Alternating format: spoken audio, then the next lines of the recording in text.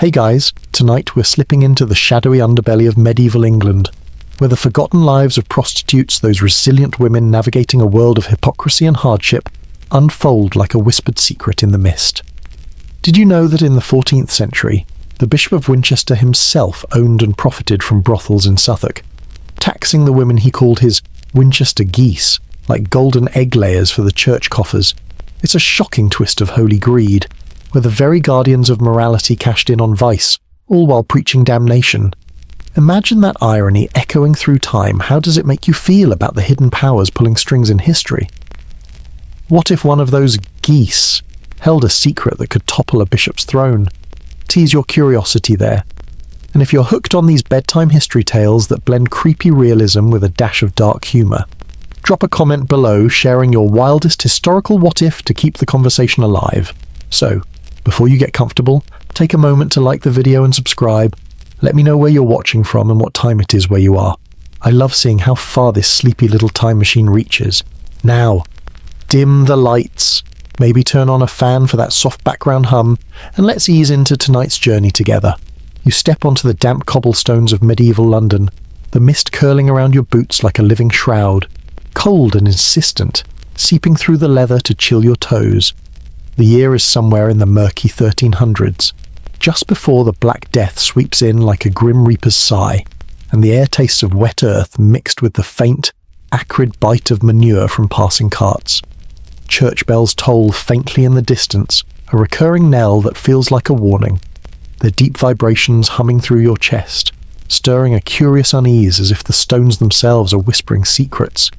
You're in Grope Cunt Lane, one of those bluntly named alleys where history doesn't blush, a place teeming with the forgotten Ray women, those hooded figures society labels as sinners but relies on as a necessary evil. As you shuffle forward, the mist thickens, brushing your face with a clammy texture that makes you shiver, a sensory reminder of the discomfort these women endured daily.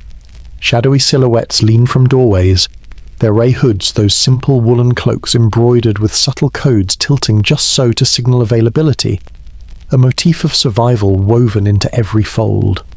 One woman adjusts hers with a flick, the fabric whispering against the brick, and you catch a whiff of incense from a nearby chapel, clashing ironically with the underlying stench of unwashed streets. It's almost humorous, isn't it?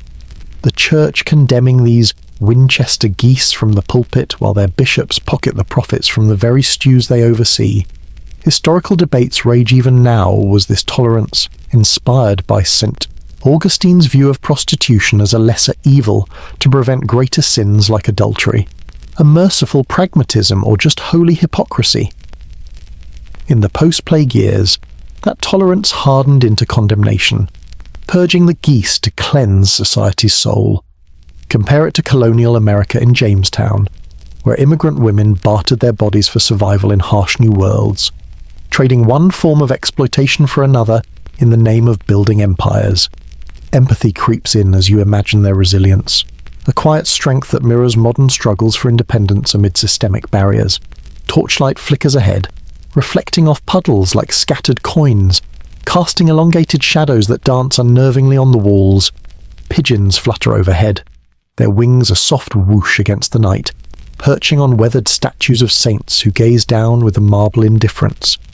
You feel a pang of discomfort, that curious unease bubbling into something deeper irony at the absurdity of it all.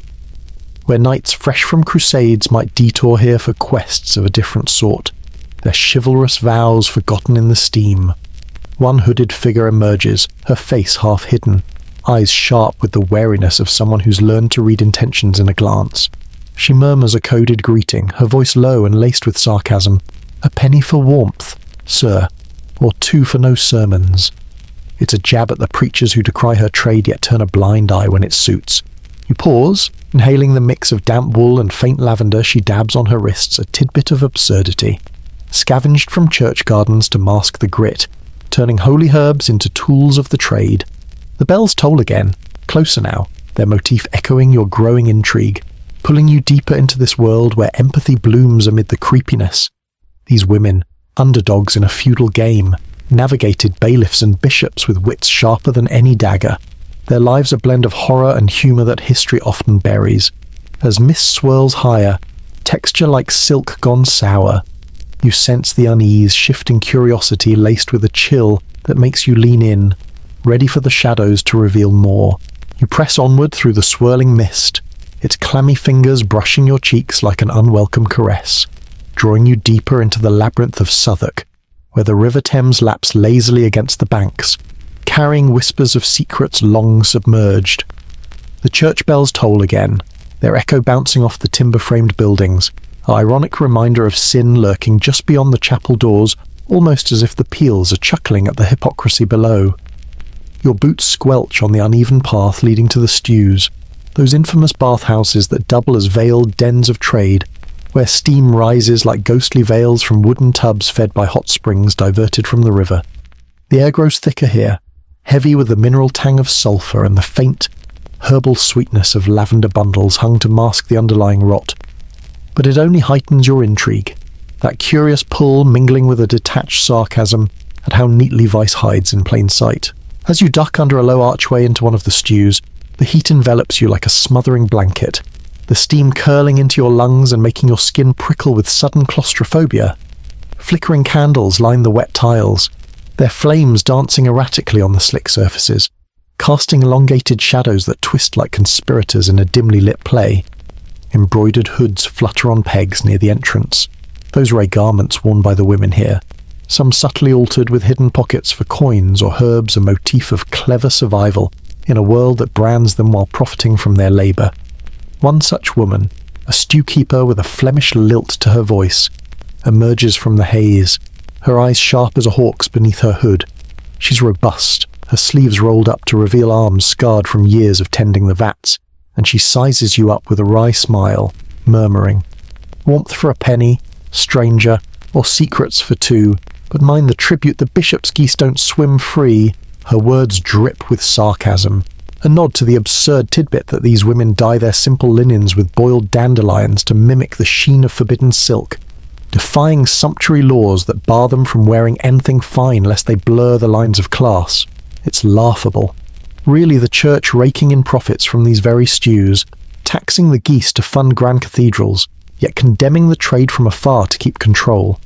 Historical debates simmer around this. Was the church's tolerance a pragmatic bow to human frailty, as saint?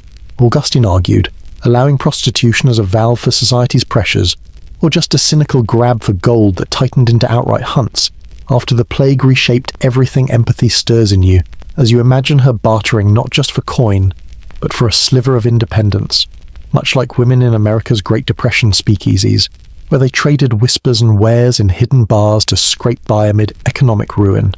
Forging resilience from the scraps of a broken system, the steam presses closer, causing a wave of discomfort that makes you shift uneasily, your breath coming shorter in the humid confines.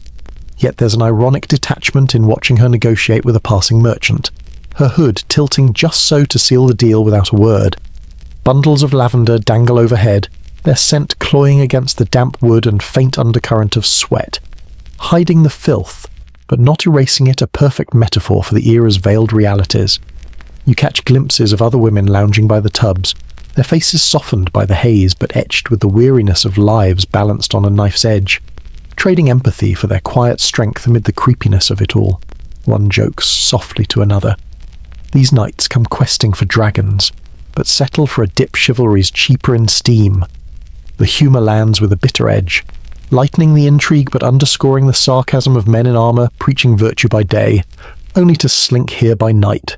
As the bells fade into a distant hum, they're tolling now a gentle ironic underscore to the steam's hiss. Your curiosity deepens, laced with that growing discomfort, a sarcasm at the world's absurd rules, yet an empathy that slows your pulse, inviting you to linger in the warmth a moment longer, ready for the mist to part and reveal the next layer of this forgotten tapestry. You ease out of the stew's hazy embrace, the steam clinging to your coat like reluctant fingers, but the mist outside welcomes you back with a sharper chill, its tendrils weaving through the narrow alleys as if guiding you toward some unspoken fate. The church bells toll once more, their low vibrations lingering in your bones like a distant thunder, ironic in their solemn call to purity amid streets that pulse with hidden lives. Your steps slow, drawn by a ray woman slipping ahead, her hood casting a long shadow on the muddied path, perhaps the same one who joked about those holy coins, her voice still echoing in your mind with that biting sarcasm. She moves with a quiet determination, her skirts brushing the damp earth, and curiosity pulls you to follow, empathy budding for her unseen burdens in this unforgiving world, as you trail her through the winding lanes. The mist parts just enough to reveal faces etched by hardship, scarred from pox or labour, peering from doorways like ghosts half forgotten by time. She's a former farmhand. You sense it in her sturdy gait, one of those souls uprooted by the creeping shadow of the Black Death that's already whispering through the countryside, poised to ravage London in waves of unrelenting horror. The air grows heavier with the scent of decay, rotting thatch from nearby roofs mingling with the faint, bitter tang of herbs she clutches in a small bundle, tied with twine that frays at the edges. She pauses at a crooked stall, bartering quietly with an apothecary whose hands tremble as he measures out dried dandelions, their yellow petals wilted into a drab paste. "For cleansing," she murmurs. But there's an absurd tidbit in her wry smile. These boiled weeds, touted as a purifier against the body's wicked humours, often turn toxic, bloating the belly or twisting the guts in ironic punishment, as if nature itself mocks the desperate cures peddled in these shadows. Your discomfort mounts, a slow-building unease that coils in your gut like those very herbs, the vijang you imagine on your tongue from just watching her swallow a sip of the brew. Nausea rising as empathy takes hold for her gamble, survival hinging on such fragile remedies in an era where disease doesn't discriminate, but society does. Historical debates swirl in your thoughts. Did the plague, with its merciless cull of labourers, empower these women by creating shortages that let them demand better terms? Or did it only deepen their exploitation, pushing more into the ray life as families shattered and fields lay fallow? It's a cruel irony. The Black Death as both destroyer and reluctant liberator, much like how COVID ravaged modern gig workers in America, forcing women into precarious side hustles amid isolation and economic freefall. Their resilience a quiet echo of these medieval underdogs scraping by on wits and whispers. The pacing of your steps slows, the mist softening the edges of the world, inviting a reflective pause amid the creepiness, where sarcasm lightens the load. Better a bitter sip than the bailiff's bite, she quips to the apothecary, her laugh a fleeting spark against the gloom. Visual details sharpen in the dim torchlight, plague-scarred faces half hidden under hoods, eyes hollow with the weight of loss, herb bundles dangling like macabre ornaments from store leaves, their stems twisting in the breeze, muddy alleys rutted by cartwheels, where rainwater pools reflect the flickering flames like scattered, accusing eyes. She shares a fragment of her story in hushed tones, perhaps sensing your silent presence how the pestilence stole her kin, leaving her to flee the countryside for London's promise, only to find the stew's steam a poor substitute for hearth warmth. Accusations dog her kind, whispers that ray women spread the sin of disease as surely as they do temptation, branded by preachers as vessels of divine wrath. Yet empathy swells in you, tempering the discomfort with a gentle understanding of her defiance, that ironic spark in her eye as she tucks the herbs away, ready to face whatever the bells foretell. The tolling fades into a rhythmic hum, almost soothing now, as the mist thickens once more, blurring the harsh lines of reality into something dreamlike, where fear mingles with a reluctant admiration for her strength. You linger a beat, the unease evolving into a thoughtful intrigue. The night's pacing easing toward quiet contemplation, empathy wrapping around you like a worn cloak against the chill. You follow her lead as the mist thins into a veil of drizzle, the church bell's fading toll giving way to the raucous din spilling from a nearby tavern, its timber door creaking open like an invitation to chaos. The sound hits you first, a cacophony of laughter and clinking mugs that jars against the quiet empathy still lingering from her whispered tale, pulling you into the warmth of the alehouse where the air hangs thick with the yeasty bite of spilled brew and the smoky haze from a roaring hearth. Your steps hesitate at the threshold, discomfort building as the clamour assaults your senses, a disorienting wall of noise that makes your head spin. Yet there's an ironic detachment settling in, a sarcastic inner voice noting how this rowdy haven mirrors the very sins the bells decry. Inside, the tavern pulses with life, frothy ale mugs overflowing onto scarred wooden tables, their foam trailing like lazy rivers across the grain, catching the firelight in bubbly gleams. Brass tankards reflect the flames, casting golden distortions on the faces around you. Merchants in fine wool, knights with muddied cloaks, and ray women like her, their hoods tilted subtly as codes in this bustling game of survival. She slips into a shadowy booth, the motif of her ray hood dipping just so. A silent signal that draws a portly merchant from the crowd, his purse jingling with the weight of holy coins taxed from the church's own stews. You hover nearby, unseen in the throng, empathy tugging at you for her poised negotiation, her voice low and laced with dry wit. "A coin for company, sir, or two, if you fancy preaching abstinence afterward." The sarcasm in her tone lands like a gentle jab, lightening the tension but underscoring the irony of it all. Those coins, stamped with crosses and collected as tithes to fund grand spires, now exchanged for fleeting warmth in a place the preachers condemn. It's absurd, really, how sumptuary laws clamp down on these women, forbidding them silk or jewels to enforce class divides, as if a hood's tilt could upend the feudal order. Yet post-plague whispers hint at a push for equality, labour shortages forcing lords to loosen their grip. Historical debates echo in your mind. Did those rigid laws preserve hierarchy, or merely delay the inevitable shifts, where women like her bartered not just bodies but influence in a world reeling from death? Empathy deepens as you watch her haggle, her eyes sharp with the resilience of someone who's turned exclusion into art, much like women in America's gig economy today, coding apps and profiles to signal availability in a digital stew, surviving corporate hypocrisy where independence comes at the cost of constant hustle. The discomfort swells, an ironic twist in your gut at the timeless absurdity. Disorientation from the alehouse roar, making you lean against a beam for steadiness. Visuals sharpen amid the haze, shadowy booths where whispers cut through the din. Silhouettes leaning close over tankards that gleam like false halos. Spills of froth pooling on the floor, mixing with sawdust to form a gritty paste underfoot. Bailiffs lurk at the edges, their eyes scanning the room like hawks, cloaks bearing the bishop's insignia.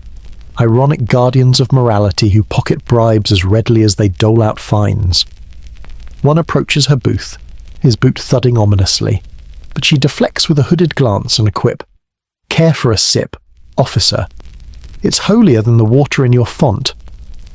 The humour diffuses the moment, a sarcastic shield that buys her time, yet tension coils tighter in you, the noise now a pounding pulse that heightens your unease, blending creepy realism with a reluctant chuckle at her audacity. She seals the deal with the merchant, a subtle nod exchanging coin for discretion, her hood tilting back to reveal a flicker of weariness beneath the poise empathy surges, slowing your breath as you ponder her daily dance. A survival coded in every gesture against a system rigged to exploit. The tavern's pacing eases as the fire crackles lower, conversations dipping into murmurs, the clamour softening like a story winding down, inviting you to linger in that ironic space where discomfort meets understanding. Bailiffs circle closer, their shadows lengthening on the walls, but she slips away with grace, leaving you to absorb the irony in this noisy den. Silence is the true currency, and empathy the quiet reward for witnessing it all. The hearth's glow dims, casting long reflections on the tankards, their brass surfaces warping faces into caricatures of visual echo of the distorted justice here, where laws enforce divides yet crumble under plague's shadow. Your inner sarcasm whispers. Holy coins for unholy knights talk about divine comedy, lightening the building tension, but the disorientation lingers, a slow churn that makes you crave the mist's quiet embrace outside. She vanishes into the crowd, her hood a final motif of coded resilience, pulling you along in her wake. The alehouse's roar fading behind like a half-remembered jest. As the door swings shut, the drizzle greets you anew, its cool patter on your skin a soothing counter to the inner storm, pacing your thoughts toward reflection amid the creeping night.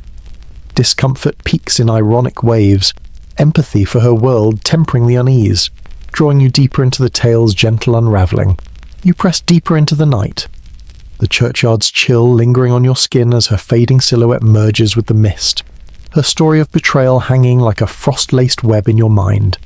The wind shifts, carrying not just the toll of bells but a muffled clatter from beyond the graves, a rhythmic pounding that mutates the motif of warning into one of ironic redemption, sounding less like salvation and more like the forge of invisible chains. Empathy for her resilience pulls you forward, but a slow-building fear creeps in, the creepiness of exclusion giving way to the discomfort of confined grace, where horror lurks in the guise of holiness.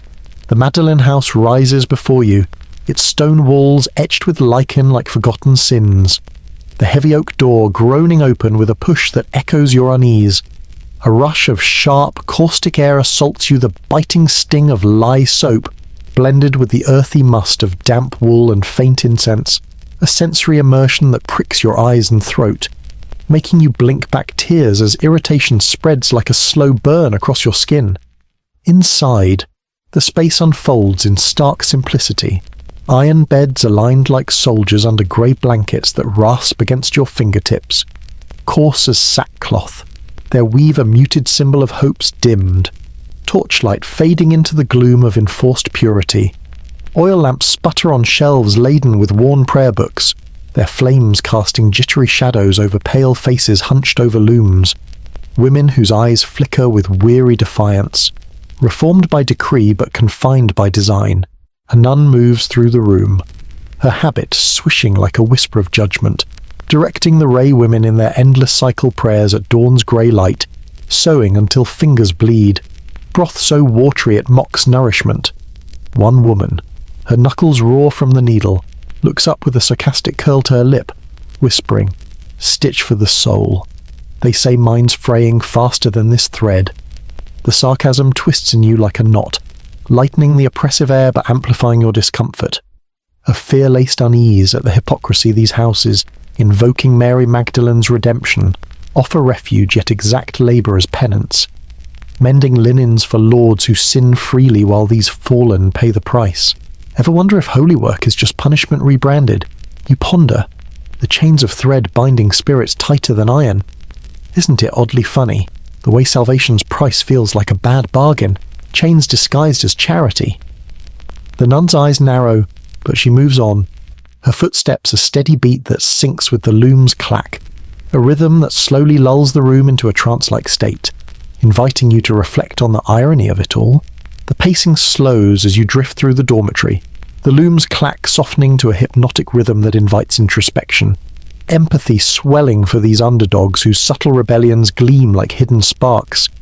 Vivid scenes emerge in the dim glow pale faces bathed in lamplight, hollow eyes sparking with quiet fire as needles fly through fabric, hollow sockets filled with stories untold, hands moving in mechanical grace despite the pain, fingers blistered and bandaged with rags that smell of herbal salves, quilts stacked in corners, their bold patterns concealing absurd tidbits like initials embroidered into hems, rebel signatures, she calls them, a secret code defying the nun's vigilant gaze, akin to the coded quilts of America's Underground Railroad, where enslaved women stitched maps to freedom, threads of survival woven amid oppression's storm, each stitch a whisper of hope against the night. Historical debates bubble up where Magdalene houses genuine sanctuaries in a plague-torn era, sheltering the vulnerable from the street's horrors, or mere labour factories exploiting the wayward to swell church treasuries, their regimens a veil for control mirroring feudal serfdom's grip. Shocking whispers reveal sad truths. A girl, scarcely a woman, her frame bent from correction, confesses in hushed tones of forced confessions, tears blending with suds as nuns erase evidence of sin, a heartbreaking cycle of breakage and false mending, where young lives are scrubbed clean of mistakes only to be stained anew by institutional indifference. Their cries muffled by the loom's relentless beat. Modern echoes resonate, tempering fear with thoughtful parallels like 19th century American reform schools, where delinquent girls toiled in sewing rooms under moral pretexts, their output lining institutional pockets while souls unraveled, an enduring irony of aid that oppresses, much like today's systems where rehabilitation often masks profit-driven control, leaving the vulnerable in cycles of dependency. The discomfort surges, an ironic crisis blending horror's grip with realism's weight, the phantom sting of lie on your skin, the poetic zoom out to the house as a granite aviary, walls transmuting filth into illusory sanctity, suds spiraling drains like vanished aspirations, the entire structure a monument to hypocrisy where purity is imposed but never truly granted, rooms echoing with the ghosts of past occupants who sowed their dreams into oblivion. You halt by a fogged window, rain tracing erratic paths on the glass, blurring the outer world into a watercolour of grey, empathy for these women expanding as you contemplate their steadfast endurance, a fortitude that eases your fear into near peaceful reflection. Their daily grind a testament to human spirit's unyielding thread, each stitch a small victory in the face of overwhelming odds. Another approaches, needle idle, sharing a shocking aside. Hoods tucked under mattresses, old sins linger, even in grace. The absurd tidbit elicits a soft laugh, her gaze sparkling with wry wit, yet it unveils the sad reality of partial existences, reformed but restrained, where past lives haunt like ghosts in the rafters, whispers of the streets creeping back in dreams. Fear intensifies. Ironic in its hold, what if flight invites recapture, wings clipped mid-soar? The room's rhythm lulls, works hum dipping to whispers, beckoning reflection on their bonds, your inner sarcasm quipping. Redemption's toll steeper than a bishop's tax.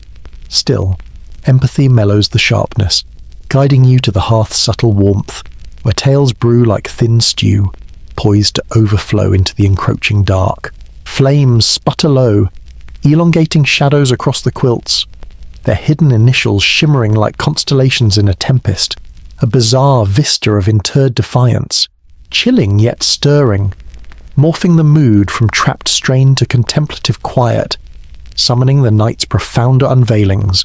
To deepen the immersion, imagine the scratch of needle on fabric echoing your own heartbeat, a steady thrum that syncs with the house's breath, each stitch a small act of defiance in a sea of submission. The nun's footsteps fade into the background, her presence a constant reminder of the ironic mercy that binds rather than frees, prompting you to question, how does one find light in such enforced darkness? The women exchange glances, their eyes holding unspoken pacts, a network of empathy woven finer than any quilt, their shared sarcasm a balm against the daily grind. One hums a forbidden tune under her breath, a melody from the streets that defies the silence, its notes mutating the motif of bells into something rebellious, a call not to prayer but to remembrance. Zoom out once more, the house stands as a bastion against the plague's shadow, yet within, the true epidemic is one of spirit, where filth of the soul is scrubbed but never truly cleansed, soap bubbles popping like fragile dreams. A shocking detail emerges from a whispered conversation some women bear scars from corrections, whiplashes hidden under habits, sad tokens of a system that heals with harm. Historical layers add depth in the wake of the Black Death. These houses multiplied, debating mercy versus control, much as American institutions grappled with reform in times of crisis. Their aid, often a double-edged sword. Your fear evolves, blended with empathy, the discomfort a catalyst for reflection as the night's pacing eases. The looms hum a lullaby inviting sleep's edge. The hearth's embers glow, casting a warm halo on a quilt's edge. Where a sparrow feather peeks from a seam, a strange symbol of hope mutated into quiet resistance, chilling in its fragility, shifting the mood toward the unknown depths awaiting. In the corner, a woman rocks a makeshift cradle, her song a soft counterpoint to the looms, its lyrics laced with sarcasm about holy mothers who birth in secrecy only to lose their children to the church's grasp. The scene tugs at your heart, empathy for the lost and the lingering, a sad element that softens the horror into a reflective melancholy. You draw closer, the heat from the fire warming your chilled fingers. The flames crackle, a gentle invitation to sit and listen. The room's atmosphere shifting from stark to strangely comforting. The women's shared stories a tapestry of survival that weaves you into their world. As the nun calls for lights out, the lamps dim one by one, their wicks hissing like secrets suppressed, leaving only the hearth's glow to illuminate the quilt's edges, where threads glow faintly. Hidden initials, a constellation of defiance against the dark, a bizarre, chilling image that lingers, morphing tension into quiet anticipation for what the shadows hold next. The silence settles like a blanket, the house breathing in unison with the women, their snores a soft chorus against the rain's patter. You find a bench near the window, the cold glass a mirror to your thoughts, reflecting on the irony of a place meant for healing yet filled with wounds. Another woman stirs, her whisper cutting the quiet. Dream of feathers tonight, they carry us beyond these walls. The tidbit brings a smile, absurd in its hope, a motif of escape that mutates filth into flight. Empathy warming you as fear recedes, the night's revelations unfolding in the ember's dying light. You slip from the Magdalen house's stifling embrace, the creak of its door fading into the drizzle-soaked night, where mist coils around your boots like ghostly fingers, carrying the faint echo of the women's defiant stitches. The church bell's distant toll hums low, a motif now laced with irony, their somber notes mocking the salvation promised within those stone walls, shifting to a rhythmic whisper of survival as you trace a herbal scent drifting from a nearby alley. Empathy for those quilted rebels lingers, their resilience a quiet fire, but discomfort stirs anew, a creeping unease blending with awe at the tenacity of lives forged in the cracks of this plague-shadowed world. The alley twists before you, its cobbles slick with mud and rotting straw, the air thick with a bitter medley of crushed dandelions, nettle, and sharp wormwood, their pungence stinging your nostrils like a slap, sparking a visceral discomfort that feels like tasting despair itself. Torchlight flickers on crumbling walls, casting jagged shadows that dance like spectres, illuminating a huddle of ray women bartering beneath a sagging awning, their hoods tilting as coded signals a motif of survival woven into every subtle gesture. One woman, her fingers stained green from grinding leaves, hands a bundle to a trembling apothecary, her voice low and edged with sarcasm, keeps the leprosy away, or at least makes you smell holy while you rot. The quip lands with a grim chuckle, lightening the horror but deepening your unease, the irony of peddling false cures in a city bracing for plague's wrath, sinking into your bones like the damp chill. Ever wonder what you'd trade to outrun fate's shadow, your own resilience weighed in scraps and whispers? You edge closer, the herbal scent intensifying, a sensory immersion that tightens your throat and makes your eyes water, discomfort morphing into resilient admiration as she barters with merchant-like precision, exchanging dandelions for bread crusts and a half penny. An absurd tidbit surfaces these women boil the weeds not just for cleansing humours, but knowing they're toxic. A bitter irony, herbs meant to heal often bloat or poison, much like the church's hollow redemption that binds more than frees. A cruel jest where survival demands gambling with death. Historical debates flicker. Did the Black Death's labour shortages empower these women, granting leverage to barter in a crumbling feudal order, or deepen their exploitation, pushing more into the stews as desperation swelled? It's a paradox echoing modern America's COVID gig workers, women juggling precarious apps for survival, their ingenuity mirroring these medieval underdogs turning weeds into currency, defiance woven into every deal. The pacing slows, the alley's clamour dipping to murmurs, the drizzle's patter blending with the faint clink of coins, a rhythm lulling your pulse, inviting reflection amid the creepiness. Vivid scenes sharpen in the torch's wavering glow, scarred hands crushing leaves into paste, green stains like battle scars on weathered skin, herb bundles swaying like grim pendulums from twine, their stems twisting in the breeze, puddles reflecting torchlight, mutating filth into fleeting pools of gold, a poetic zoom-out where decay becomes a canvas for resilience's quiet art. A shocking element emerges, she whispers, of using these herbs to end unwanted pregnancies, a sad necessity in a world where a child spells ruin, her hands trembling as she tucks a sparrow feather into her hood, that motif of escape a fragile prayer against fate's weight. Empathy surges, tempering discomfort with awe for her pragmatism, her sarcasm a shield. Bitter roots over Bishop's sermons any day, she mutters, her eyes glinting with dark humour that sparks a reluctant smile, easing horror into reflective calm. The apothecary's scales creak, his own pock-scarred hands shaking as he weighs her herbs, a sad reminder of the plague's looming shadow, its breath already in the air. Modern parallels resonate like Dust Bowl women in 1930s America, bartering scraps in shanty towns, their strength a mirror to these ray women weaving life from death's edge, each deal a defiance of oblivion. discomfort persists, an ironic crisis where horror meets realism, the phantom taste of wormwood on your tongue, the zoom-out view of the alley as a crucible, filth mutating into resilience's raw material, every crushed leaf a small victory against the void. You pause by a crumbling wall, its stones slick with moss, the herbal scent now a faint burn in your chest, empathy swelling as you ponder her daily gamble, a strength that soothes your unease into a near-peaceful reflection.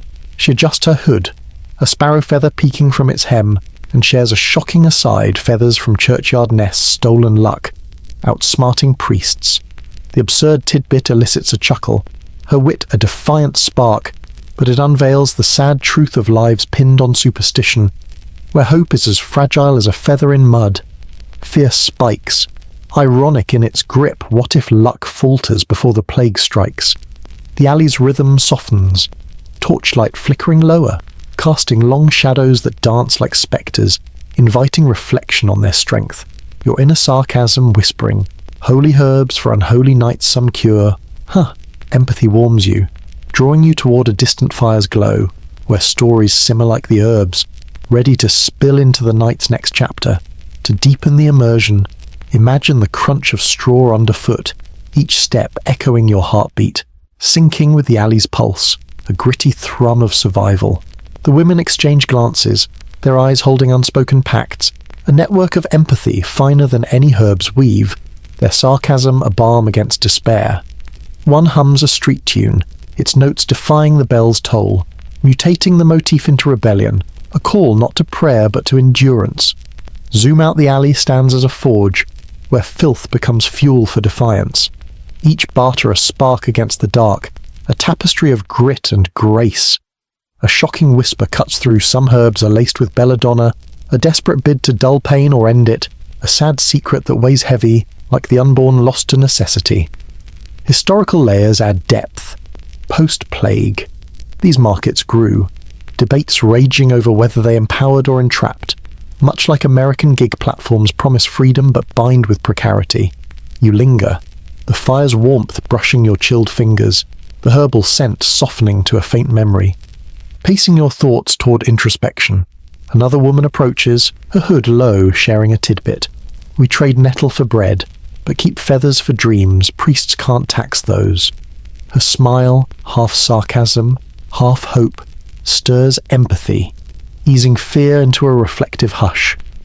The torch sputters, its light catching a feather fallen to the mud, its barbs glistening like a fragile dream, a strange image, chilling in its quiet defiance, shifting the mood to contemplative anticipation, beckoning the darkness to unveil its deeper truths. You step from the alley's herbal haze, the bitter wormwood sting fading as mist thickens into a suffocating shroud, chilling your skin and quickening your pulse with a creeping dread. The church bells toll with relentless urgency, their motif mutating from ironic jest to a dirge of doom, vibrating through your chest like a warning of the horror ahead. The faint firelight from the barter stall dims, replaced by a rancid stench rotting flesh. Sour sweat, an acrid vinegar that claws at your nostrils, pulling you toward a plague ward hidden behind crumbling stone walls, where the Black Death's shadow looms, its presence no longer whispered but a guttural scream. Empathy for the Ray women's resilience clings to you, but fear surges, a visceral horror spiking as you brace for the grim reality beyond the gate, your heart hammering in sync with the bell's unyielding knell. You push through a sagging wooden gate, its hinges groaning like a dying breath, the air slamming into you with the weight of decay, a putrid mix of festering sores and vinegar-soaked rags meant to mask it. A sensory immersion that churns your stomach and burns your eyes. Horror gripping you as if the pestilence breathes down your neck. The ward sprawls in a cavernous hall, straw pallets scattered across a dirt floor, where figures writhe in agony, their moans weaving a jagged chorus that pierces your ears, amplifying fear into a crisis of dread. Oil lamps flicker on splintered beams, casting grotesque shadows that twist like tormented spirits, mutating torchlight's faint hope into a sickly dance of despair, each silhouette pulsing with pain. Women, some still clutching tattered ray hoods, a motif of survival now frayed beyond recognition, lie accused of spreading sin as much as disease. their buboes swollen like grotesque jewels, branded by preachers as swollen sins in an absurd tidbit that twists your gut with irony. These sores, blamed on divine wrath, are merely the plague's cruel mark, punishing the innocent while the guilty sip wine in distant halls. Ever wonder if fate's cruelty picks its victims blindly? Or does resilience spark even in this darkness? Vivid scenes sear into your mind, buboes glistening raw on necks, oozing under flickering lamplight, their stench a suffocating weight, carts creaking past, piled high with shrouded bodies, wheels grinding straw into muck, church bells tolling incessantly, their sound a relentless dirge drowning out cries, a poetic zoom-out where death paints the ward in ash and anguish. Historical debates swirl. Was the plague divine punishment, a scourge to cleanse sin as preachers claimed, or mere social chaos, collapsing order while empowering some women through labour shortages? The irony bites preachers condemn these fallen as plague carriers, yet their church profits from the stews, a hypocrisy as toxic as the air, leaving you reeling at the injustice. Modern parallels hit hard like America's Spanish flu wards, where women bore isolation's brunt, blamed for disease while nursing the sick. Their resilience a quiet echo of these medieval underdogs, fighting to breathe in a world that damns them. Empathy surges, tempering horror with awe for those who endure. Their moans a testament to life's stubborn grip despite death's clawing reach. A shocking element cuts through a woman, her hood askew, whispers of being dragged here, accused not of plague but of sinful trade, her body prodded by leering physicians in a sad violation masked as medicine, her eyes hollow with defiance yet glistening with despair. Your fear peaks, horror blending with irony as a preacher's voice echoes from the shadows. Repent, for the Lord's wrath bubbles in your veins. Sarcasm bubbles in you holy words for unholy suffering, a divine comedy where the sick are scapegoats for society's guilt, their pain a spectacle for the righteous, or pacing slows as moans soften to whimpers, the bells toll fading to a mournful hum, inviting reflection amid the creepiness. You kneel by her pallet, straw pricking your knees, her hand clutching a sparrow feather, its motif now a fragile plea for escape, her whisper slicing the air.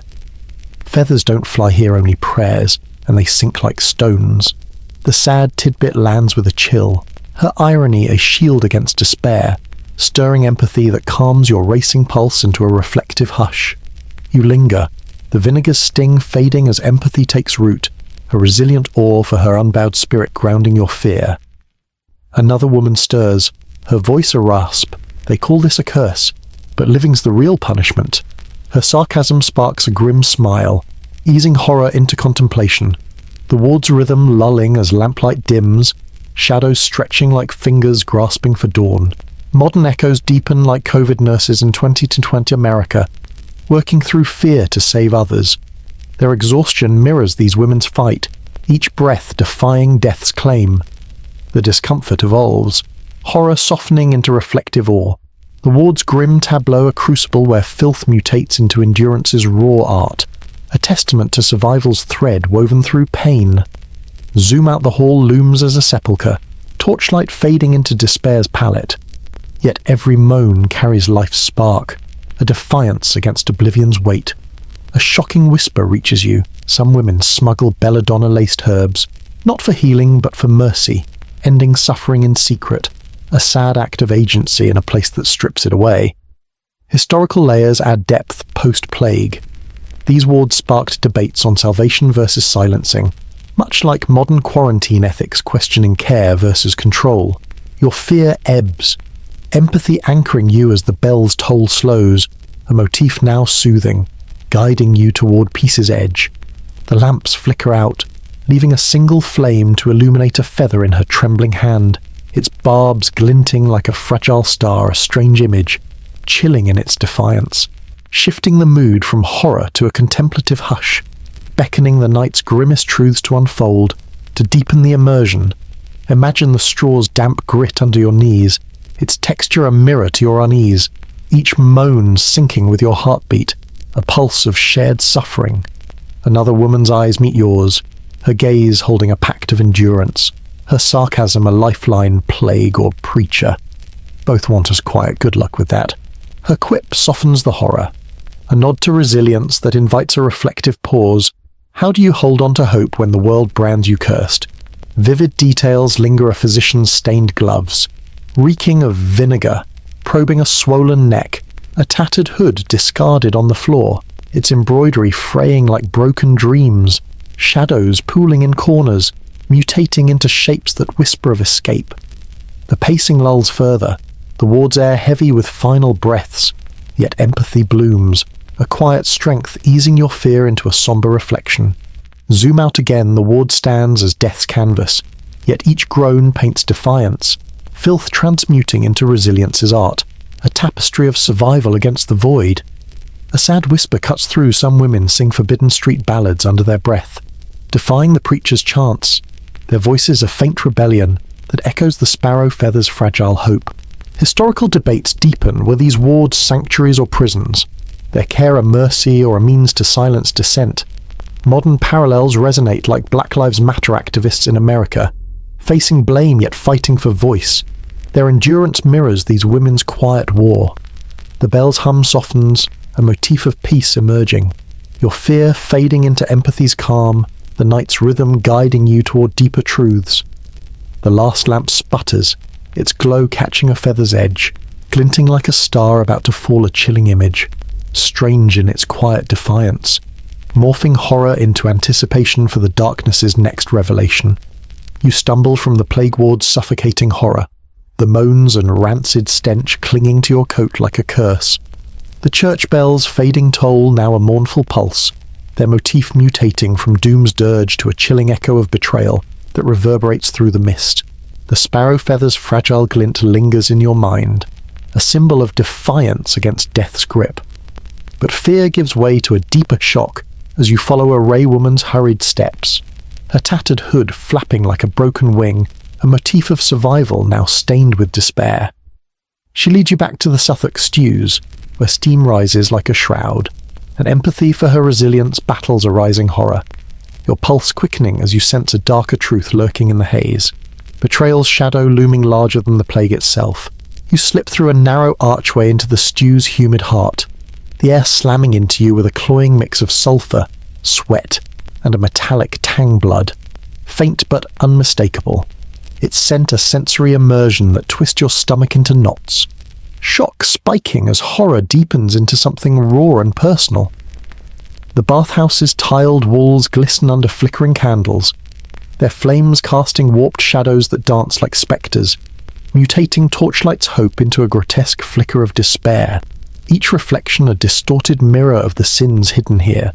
Women huddle in corners, their ray hoods discarded like shed skins, a motif now broken, replaced by trembling hands clutching rags stained with crimson.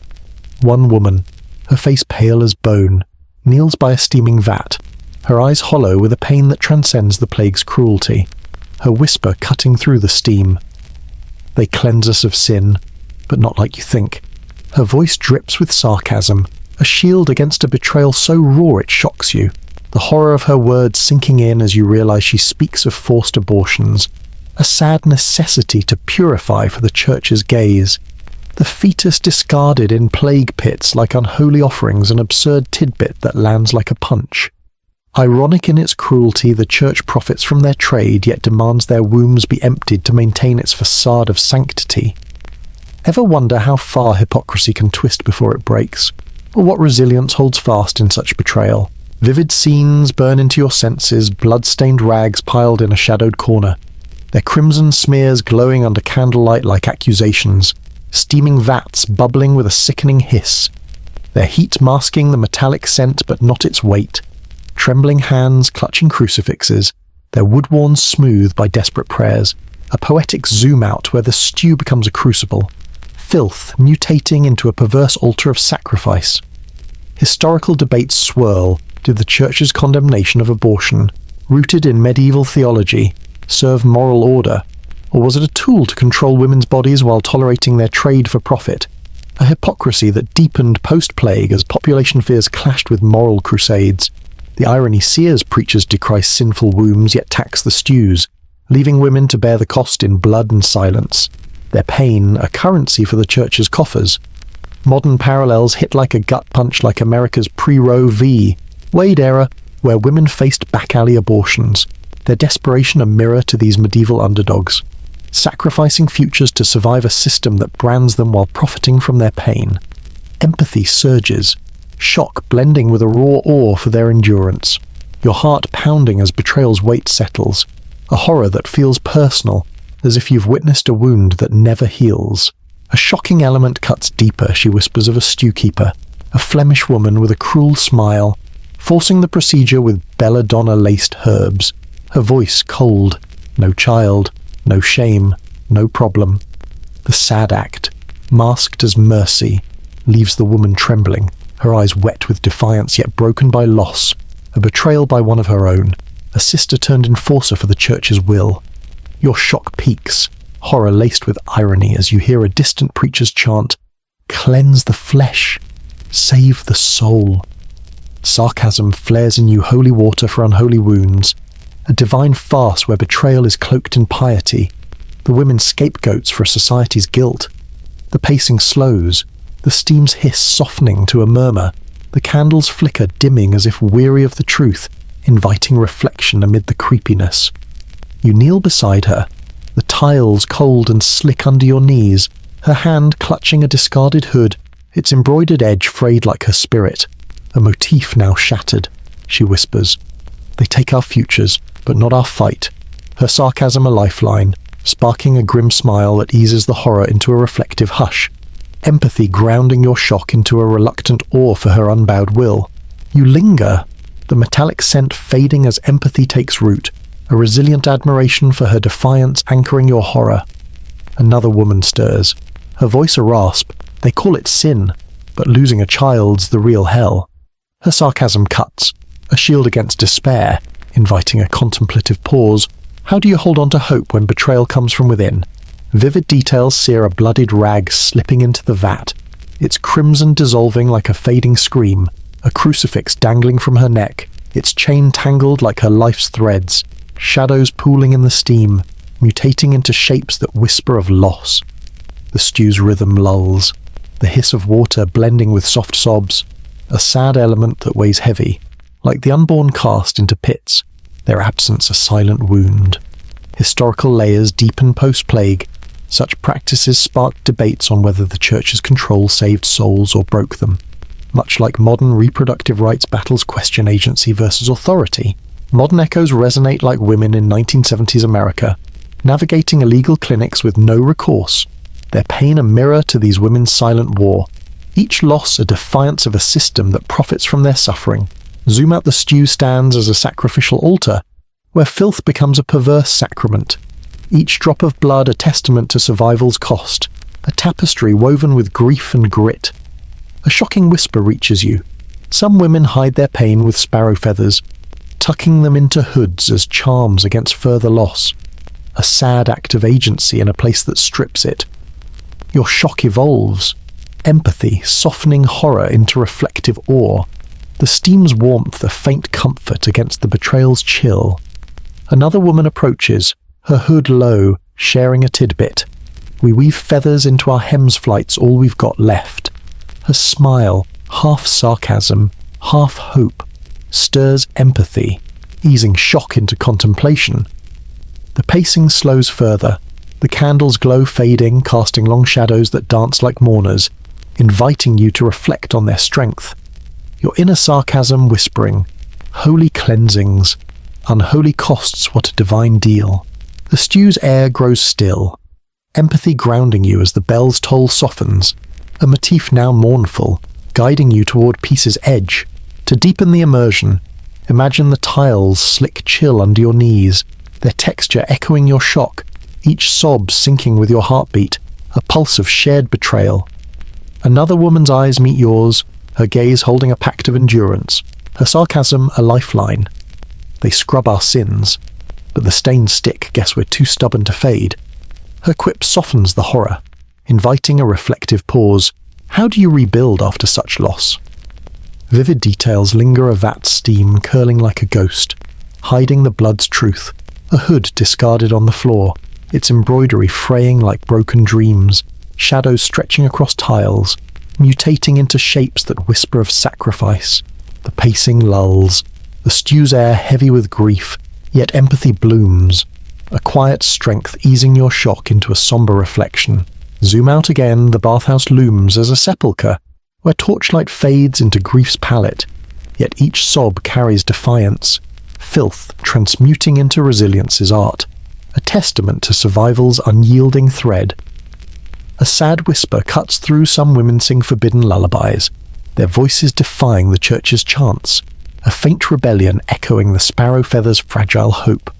Historical debates deepen, were these forced acts mercy or control, a church-sanctioned erasure to maintain order. Modern parallels resonate like Me Too survivors in America, facing systemic betrayal yet fighting for voice. Their endurance mirrors these women's quiet war. The bell's hum fades, a motif of peace emerging, your shock softening into empathy's calm, the night's rhythm guiding you toward deeper truths. The last candle sputters, its glow catching a feather's edge, glinting like a star about to fall, a chilling image, strange in its defiance, morphing horror into anticipation for the darkness's next betrayal. You stagger from the stew's blood-tainted haze, the metallic tang of betrayal clinging to your senses like a stain. The church bell's mournful toll now a frantic pulse, their motif mutating from despair's echo to a desperate alarm that slices through the mist. The discarded hood and its trembling feather linger in your mind, a fragile symbol of defiance against a world that breaks its own. But horror gives way to a surging tension as you spot her, the Ray woman from the stew, darting through the alley, her hood flapping like a tattered banner, a motif of survival now charged with urgency. She glances back, eyes wild with fear, and beckons you to follow, her whispered plea, "Help me." Their coming igniting a spark of empowerment in your chest, your pulse racing as you plunge into the night, the bell's frantic clang warning of church bailiffs closing in, their pursuit a chilling betrayal of the sanctuary she sought. You sprint after her, the mist parting like a torn veil, the alley's slick cobbles threatening to trip you as torchlight flickers ahead, casting jagged shadows on crumbling walls, a sensory immersion that spikes your adrenaline, tension coiling like a spring in your gut as fear battles a growing resolve to aid her escape. The air bites with damp and the sour reek of manure, mingling with the faint lavender she dabs on her wrists, a futile charm against the night's menace, its scent a sharp contrast to the horror unfolding. Her hood snags on a jutting beam, revealing a face etched with defiance, her breath ragged as she ducks into a narrower lane. The bells toll now a relentless drumbeat, their motif urging you onward like a call to rebellion. Vivid scenes sear into your senses, torchlight glinting off pursuing bailiffs' cloaks, their crosses gleaming like accusations, her hood flapping like a wounded bird's wing, its embroidery fraying under strain, shadows stretching across cobbles, mutating into claws that seem to grasp at her heels. A poetic zoom-out where the alley becomes a gauntlet, filth transmuting into a battlefield for freedom. A shocking element grips you, she whispers, panting. I'm no ordinary goose, I'm their spy, revealing she's a reformed Magdalene sent to infiltrate the stews, her betrayal now twofold by the church that used her, and by the stewkeeper who forced her pain. The absurd tidbit lands like a thunderbolt. She stole church bells' clappers to sew into her skirts, their faint jingle a coded warning for others, an ironic rebellion holy chimes turned tools of escape, mocking the priests who hunt her. Your tension peaks, empowerment surging as you shield her from a bailiff's gaze, your heart pounding with a thrill of defiance, sarcasm flaring holy spies and unholy chases. What a divine circus! Historical debates swirl. Were Magdalene's spies real? Planted to monitor vice, or myths spun to justify church control? Their existence debated in medieval chronicles as post-plague paranoia tightened modern parallels, hit hard like Underground Railroad spies in 19th century America, women risking all to guide others to freedom, their courage a mirror to her desperate flight, each step a defiance of a system that brands and betrays. You duck behind a crumbling wall, her hand clutching yours, the cold stone grazing your knuckles as torchlight sweeps closer, the bailiff's boots thudding in rhythm with the bells, their motif now a heart-stopping alarm. She whispers, "Feathers for flight, keep one for me," pressing a sparrow feather into your palm, its motif of escape a fragile hope against capture, a sad element that tugs at your empathy, her eyes glinting with fear yet resolve. The pacing slows as you crouch in the shadows, the bell's clang softening to a distant hum, inviting reflection amid the tension. Vivid details sharpen a bailiff's torch casting a halo on his cross-emblazoned cloak, its glare blinding, her hood's frayed edge catching on thorns, tearing like her trust, narrow eaves overhanging like a trap, their shadows mutating into wings that promise but deny flight. Your sarcasm whispers, holy hunters with unholy haste guess salvation's on a deadline, easing the horror but fueling empowerment. Your resolve to help her a spark that burns brighter than their torches. She pulls you through a gap in the wall, the mist swallowing your tracks as the bailiff's shouts fade, a shocking whisper revealing she's memorized every alley from her Magdalene days. Her spy work a double-edged sword, freedom for some, betrayal for others. Empathy surges, tension blending with awe for her cunning, a resilience that mirrors modern whistleblowers exposing systemic rot, like Me Too activists in America risking backlash to unveil truth. The bell's hum lulls, a motif shifting to cautious hope, the alley's rhythm slowing as you catch your breath, the drizzle's patter a soothing counter to your pounding heart. Another woman appears, her hood low, sharing a tidbit. We ring stolen clappers in our skirts, priests hate our music. Her sarcasm sparks a grim smile, easing tension into contemplation. How do you defy a system that hunts you, yet claim its tools for freedom? Zoom out, the alley looms as a crucible, where filth becomes fuel for rebellion. Each step a stitch in a tapestry of defiance, torchlight fading into freedom's faint glow. A sad element cuts through. She whispers of sisters left behind, betrayed by her reports to the church, their faces haunting her dreams, a weight heavier than any bailiff's chain. Historical layers deepen post-plague. Magdalene spies sparked debates on whether they saved souls or sold them, their roles as murky as the mist. Much like modern informants navigating ethical quagmires, the pacing lulls further, the mist's chill softening, empathy grounding your tension into reflective awe. The bell's faint toll a motif of cautious peace, guiding you toward hope's edge. To deepen the immersion, imagine the cobble's slick bite under your boots, their texture echoing your tension, each thud of boots syncing with your heartbeat, a pulse of shared rebellion. Her eyes meet yours, holding a pact of survival, her sarcasm a lifeline. They chase us, but we're faster, God's not the only one with wings. Her quip softens the horror, inviting a reflective pause. What does it take to run when the world's against you? Vivid details linger, a torch's glare slicing through mist, illuminating her feather-strewn hood, a bailiff's cross glinting like a predator's eye, shadows under eaves, mutating into wings that tease escape. The alley's air grows still, empathy blooming as tension eases, a quiet strength anchoring you. Zoom out again, the lane stands as a battlefield, where filth fuels defiance, each step a rebellion against betrayal's weight, torchlight fading into hope's fragile spark. A shocking whisper reaches you. She's memorized hymns to mimic nuns, her voice a disguise that fooled the church, a sad act of agency in a world that strips it. Historical debates deepen, were these spies, rebels, or pawns, their motives as tangled as the alleys. Modern echoes resonate like civil rights infiltrators in 1960s America, risking betrayal for freedom. Their courage mirrors her flight. The bell's hum fades, a motif of peace emerging, your tension softening into empowerment's calm, the night's rhythm guiding you toward deeper truths. The mist thickens, cloaking you both as you slip into a shadowed nook. The feather in your palm glinting faintly, a chilling image, strange in its defiance, morphing tension into anticipation for the night's next revelation.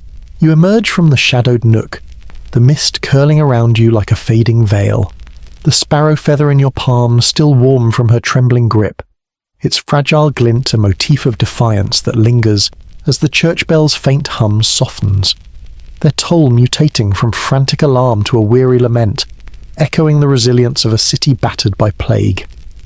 The alley's tension eases, but weariness settles in your bones, a heavy counterpoint to the empowerment of her escape, as you follow whispers of coded signals toward a marketplace where ray women gather, their survival now a quiet art woven into the dawn's grey light. Empathy for her spy's cunning holds fast, but a creeping exhaustion tugs at you. Resilience battling the weight of a world that demands endurance at every turn, the night's horrors softening into a reflective hush. You step into the market, its cobbles strewn with scattered hay and broken barrels, the air thick with the damp scent of mouldy bread and faint coal smoke, a sensory immersion that weighs on your chest, weariness deepening as the bustle feels like a fragile defiance against the plague's shadow. Stalls lean crookedly, their awnings sagging under drizzle, and women in ray hoods, a motif of survival, now frayed but steadfast, huddle in small groups, their skirts jingling faintly with stolen church bell clappers, an absurd tidbit that sparks a grim chuckle, these tiny chimes, pilfered from sacred spires, warn of approaching bailiffs, turning holy relics into tools of rebellion, their soft tinkles a sarcastic middle finger to the priests who hunt them. Your resilience stirs, a weary admiration for their ingenuity, but exhaustion creeps in. The markets clamour a dull roar that makes your eyelids heavy, as if the night's weight has finally caught up. Ever wonder how you'd keep standing when the world keeps knocking you down? Your own strength measured in stolen moments like these. Vivid scenes unfold in the dawn's pale glow, empty stalls draped with tattered cloth, their frames creaking like old bones, women's hands exchanging bread crusts for herb bundles, fingers calloused yet nimble, faint bell tinkles rippling through the mist, a poetic zoom-out where the market becomes a fragile stage, filth mutating into resilience's quiet art, each jingle a note in a symphony of survival. Historical debates flicker. Did the plague's labour shortages empower these women, granting leverage to barter and organise in a crumbling feudal order, or deepen their exploitation, chaining them to precarious trades as society rebuilt on their backs? The irony stings, church bells toll for order. Yet these women steel their clappers to carve freedom, a resilience that mirrors America's post-Wutwu women, flooding factories with newfound agency only to face new binds. Their grit a parallel to these underdogs weaving networks of coded survival. Empathy swells, weariness softening into a reflective awe for their unyielding spirit. Your legs heavy as you linger by a stall, the market's rhythm slowing to a murmur that invites contemplation. A shocking element cuts through a woman whispers of a pact. Their bell-clad skirts not just warnings but signals for mutual aid, passing food or coins to those too weak to barter. A sad act of solidarity in a world that pits them against each other. Her voice, laced with sarcasm, quips. We ring for each other. Priests can keep their sermons. The irony lands softly, easing the horror of betrayal's memory into a resilient glow. Her words a lifeline that sparks a tired smile. Your weariness tinged with admiration for their quiet rebellion. The pacing slows further. The drizzles patter blending with the clink of makeshift bells, a soothing counter to your exhaustion, inviting reflection on their strength. Another woman, her hood low, shares a tidbit. We sew clappers into hems stolen from the church's own spires. Our music's louder than their prayers.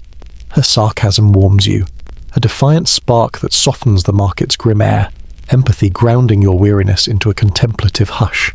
Modern parallels resonate like black women in post-World War II America, organising mutual aid in segregated communities. Their resilience a mirror to these Ray women, building networks from scraps while society scorns them. The market's air grows still, the haze damp scent fading as empathy takes root, a resilient awe for their defiance anchoring your exhaustion.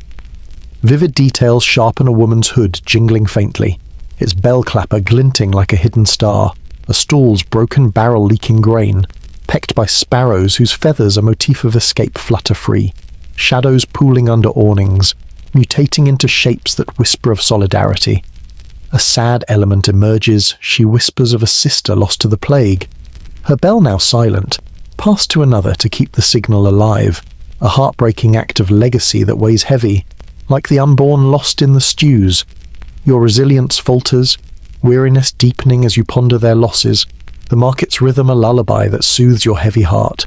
Zoom out, the market stands as a fragile haven where filth fuels defiance, each jingle a stitch in a tapestry of survival, torchlight's hope fading into dawn's tentative glow. Historical layers deepen post-plague. These networks sparked debates on whether they empowered women or merely delayed their fall, much like modern mutual aid groups navigating systemic gaps. The bell's hum fades, a motif of cautious peace, your weariness easing into reflective calm, the market's pulse guiding you toward hope's edge. Another woman approaches, her hood jingling softly, sharing a shocking aside. We trade bells for bread, priests don't know their chimes feed us. Her sarcasm sparks a chuckle, easing exhaustion into contemplation. How do you build community when the world brands you outcast?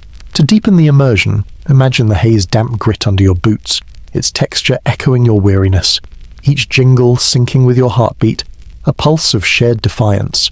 Her eyes meet yours, holding a pact of survival. Her sarcasm a lifeline. They call us sinners, but our bells sing louder than their psalms. Her quip softens the horror, inviting a reflective pause. What does it mean to endure when hope's so fragile vivid details linger, a sparrow feather caught in a hood's hem, glinting like a fleeting dream, a woman's calloused hand passing a crust, its warmth a small victory, shadows under stalls, mutating into shapes that whisper of unity. The pacing lulls, the market's air heavy with shared struggle, yet empathy blooms, a quiet strength anchoring you. Zoom out again, the marketplace looms as a crucible, where filth becomes fuel for solidarity, each jingle a rebellion against oblivion's weight. Dawn's light a fragile promise. A shocking whisper reaches you. Some women hide their bells in secret, fearing bailiffs' raids, a sad act of caution that preserves their pact. Historical debates deepen. Were these networks early unions or desperate survival? Their strength as contested as medieval guild rights. Modern echoes resonate like civil rights mutual aid in 1960s America, building community against exclusion. Their grit mirrors these women's quiet war. The bell's faint toll softens, a motif of peace emerging, your weariness fading into empathy's calm, the night's rhythm guiding you toward deeper truths. The dawn breaks, its pale light catching a sparrow feather on the ground, its barbs glinting like a fragile star, a chilling image. Strange in its defiance, morphing weariness into anticipation for the morning's next revelation. You drift from the marketplace's fragile haven, the faint jingle of stolen clappers still echoing in your ears, their defiant chime a motif of resilience now softening into a mournful hum, like the church bell's distant toll fading into the dawn's grey veil. The sparrow feather caught in the mud lingers in your mind, its glint a fragile symbol of hope against a world that grinds down its own. But weariness gives way to a creeping sadness as you follow a ray woman's slow steps toward a shadowed lane, her hood low, her shoulders hunched under an unseen weight. The air grows heavier, carrying a sour tang of milk and damp linen, pulling you toward a crooked doorway where a sign creaks, nursing and care for infants. Discreet services, empathy for the market's sisterhood holds fast, but a deep sadness wells up, the horror of loss blending with the quiet grief of lives surrendered, your heart sinking as you brace for the truths hidden behind that door. You step inside, the door groaning shut, sealing you in a dim hall where the air clogs with the rancid scent of sour milk and wet straw. A sensory immersion that twists your stomach, sadness deepening into a visceral ache as if you're breathing in grief itself. Wooden cradles line the walls, some rocking gently from the tremor of passing carts, their creaks a haunting rhythm that syncs with your heavy pulse, amplifying the sorrow that clings like damp to your skin. The Ray Woman, her hood now discarded a motif of survival broken by necessity, kneels by a cradle, her hands trembling as she adjusts a tattered blanket, her whisper laced with sarcasm. Holy cradles for unholy babes, priests say they're blessed, but they're empty by dawn. The absurd tidbit lands like a stone. Ironic in its cruelty, these holy cradles, rocked to church hymns, often hold infants only briefly, their mortality a silent tax in a world that demands mothers work or starve. Ever wonder how you'd carry on when hope's cradled in such fragile wood? Your own heart weighed by loss. Vivid scenes sear into your senses, cradles carved with faded crosses, their wood splintered and stained with milk, tattered blankets swaddling empty air, their edges frayed like broken promises, a lone candle flickering on a shelf, its light casting shadows that mutate into tiny ghosts, a poetic zoom-out where the room becomes a sepulchre, filth transmuting into grief's quiet altar. Historical debates swirl where medieval baby farms, often church-sanctioned, acts of care for desperate mothers, or grim mills profiting from neglect. Their high mortality rates a silent scandal buried in parish ledgers. The irony cuts deep. Churches bless these homes, yet turn a blind eye to their losses, much like the stews they tax, leaving women to bear the cost in tears and silence. Modern parallels resonate like America's Great Depression orphan trains, where children were sent to uncertain fates, their mother's grief a mirror to these Ray women, surrendering their own to survive a system that scorns them. Empathy surges, sadness blending with awe for their endurance, your heart heavy as you linger by a cradle, its emptiness a wound that echoes the stew's bloodied rags. A shocking element pierces the gloom a woman whispers of infants left here, their mothers forced to work the stews, only to return and find empty cradles, the caretaker's ledger marking gone with no explanation, a sad act of erasure masked as care. The ashes returned laced with lavender to soften grief's sting. Your sadness peaks, horror laced with irony as a caretaker's voice hums a hymn. Blessed are the meek, for they shall inherit. Sarcasm flares in you. Meekness inherits nothing but loss. A divine jest where cradles become coffins under holy guise. The pacing slows, the creaking cradle softening to a mournful rhythm, inviting reflection amid the sorrow. You kneel beside her, the floor's damp grit biting your knees, her hand clutching a sparrow feather, its motif now a fragile prayer for the lost, her whisper cutting through. They take our babes, but not our memories. Her sarcasm, a lifeline, sparks a tearful smile, easing sadness into a reflective hush, empathy grounding your grief into a quiet awe for her unbowed spirit. You linger, the sour milk stench fading as empathy takes root, a resilient admiration for her defiance anchoring your sorrow. Another woman stirs, her voice a rasp. They call it care, but it's a grave with a lullaby. Her sarcasm cuts, inviting a contemplative pause. How do you hold on to love when it's stolen by dawn? Vivid details sharpen a cradle's splintered edge catching candlelight, glinting like a broken vow, a blanket's threadbare weave, smelling of lavender and loss, shadows pooling in corners, mutating into shapes that whisper of absence. The room's rhythm lulls, the creaks blending with soft sobs, a sad element weighing heavy, like the unborn lost in the stews, their silence a wound that never heals. Historical layers deepen post-plague. Baby farms sparked debates on whether they saved or sacrificed. Much like modern foster care scandals question care versus commerce, modern echoes resonate like Dust Bowl mothers in 1930s America, leaving children to strangers. Their grief mirrors these women's quiet war, each loss a defiance of a system that profits from their pain. Zoom out, the room looms as a crypt, where filth becomes grief's sacrament, each cradle a testament to survival's cost, candlelight fading into sorrow's pale glow. A shocking whisper reaches you. Some women smuggle milk to neighbours, selling it to fund their return, a sad act of agency in a place that strips it. Another woman approaches, her hood low, sharing a tidbit. We lace ashes with lavender, grief smells better that way. Her sarcasm sparks a chuckle, easing sadness into contemplation. How do you mourn when the world demands you move on? The pacing lulls further, the candles glow dimming, casting long shadows that dance like mourners. Empathy grounding your sorrow into reflective awe. The bell's faint toll a motif of mournful peace, guiding you toward hope's fragile edge. To deepen the immersion, imagine the floor's damp chill under your knees, its texture echoing your sadness, each creak syncing with your heartbeat, a pulse of shared grief. Her eyes meet yours, holding a pact of endurance, her sarcasm a lifeline. They bless the cradles, but we bless the memories ours last longer. Her quip softens the horror, inviting a reflective pause. What does it mean to love in a world so quick to take vivid details? Linger a candle's wax dripping like tears, pooling on the shelf, a blanket's frayed edge catching a feather, its motif of escape now a ghost. Shadows stretching across cradles, mutating into shapes that whisper of loss. The room's air grows still, empathy blooming as sadness eases, a quiet strength anchoring you. Zoom out again, the house stands.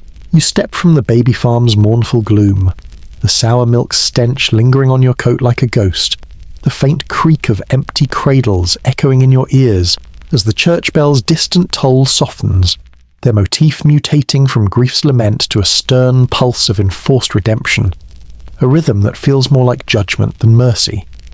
The sparrow feather's fragile glint, tucked into your palm, remains a motif of defiance, but sadness gives way to a creeping frustration as you follow a Ray woman's slow steps toward a stone-walled laundry, its iron gate looming like a sentinel in the dawn's pale mist.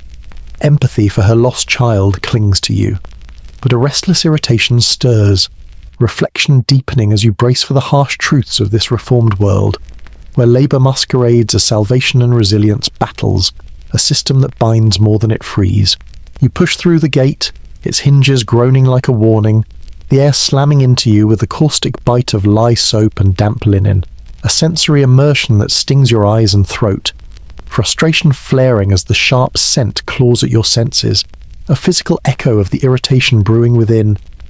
The laundry's hall sprawls before you, a cavern of steaming vats and iron mangles, their rollers squealing in rhythm with the bell's toll, a motif now a relentless taskmaster driving the women's labour. Rows of Ray women, their hoods replaced by coarse aprons, a motif of survival now buried under enforced penance bend over washboards, their hands raw and bleeding from lye, their faces etched with exhaustion yet defiance. One woman, her knuckles cracked like parched earth, glances up with a sarcastic twist to her lips, whispering, "We scrub for salvation, but the stains are theirs." The irony lands like a stone, easing the horror but fueling your frustration. A restless irritation at the hypocrisy these laundries, cloaked in Magdalene's name, promise redemption but deliver drudgery. Their linens bound for lord's manners while the women's spirits fray. Ever wonder how you'd keep scrubbing when the soap burns more than it cleans? Your own resilience tested by such deceit. Vivid scenes sear into your senses, steaming vats bubbling with a sickening hiss, their steam curling like ghosts over raw hands.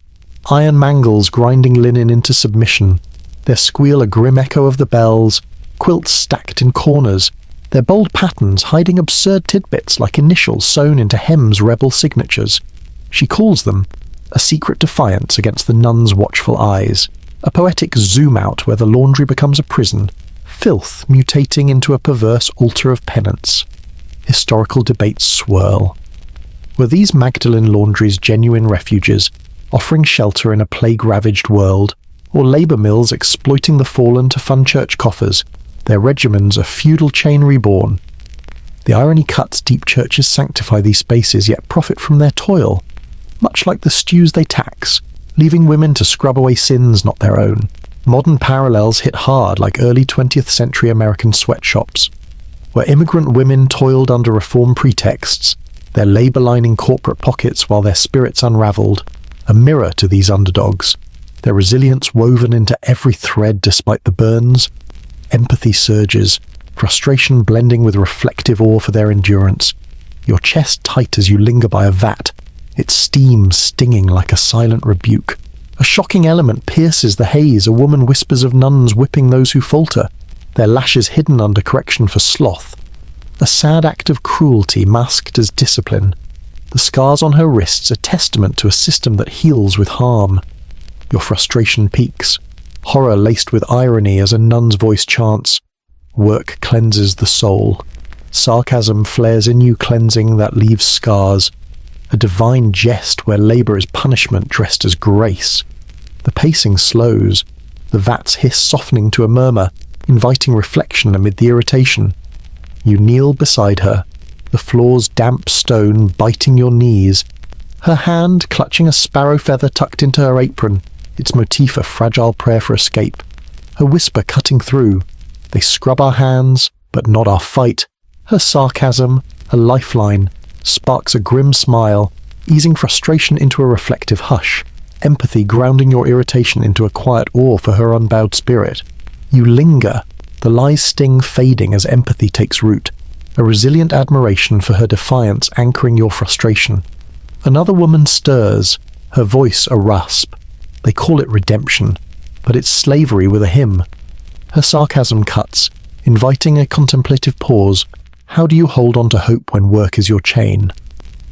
Vivid details sharpen a vat steam curling like a spectre, hiding the blood on her knuckles, an apron's frayed edge catching a feather, its motif of escape now a ghost.